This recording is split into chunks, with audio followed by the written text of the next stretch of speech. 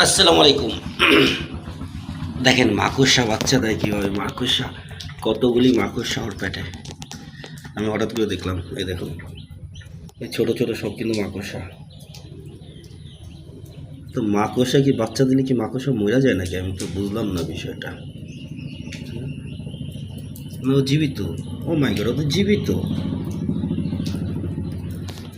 দেখছেন ওর পেটের থেকে আর কি, ওটা কি ডাইরেক্ট বাচ্চা দেয়? আমি যদি প্রথম দেখলাম যে ডাইরেক্ট বাচ্চা দেয়। এই যে দেখেন ছোটো মাকড়সা ছানা।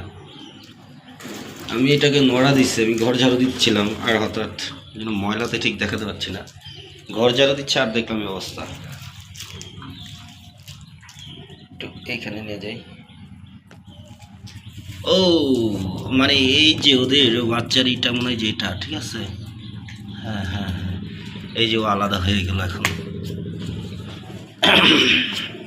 বিষয়টা একটু, আমি এর আগে তো দেখিনি মাকড়সা বাচ্চা কীভাবে দেয়, সেটা আর কি দেখলাম। এই যে মাকড়সাটা আর এই যে ওর পেটের ওখানে ছিল এটা, এই যে দেখছেন, দুটোকে যদি এক করি, এই যে মাকড়সা অ্যান্ড এই যে ওদের বাচ্চার এইটা, এটার ভিতরে বাচ্চা ছিল। এই দেখেন আরও বেরোচ্ছে।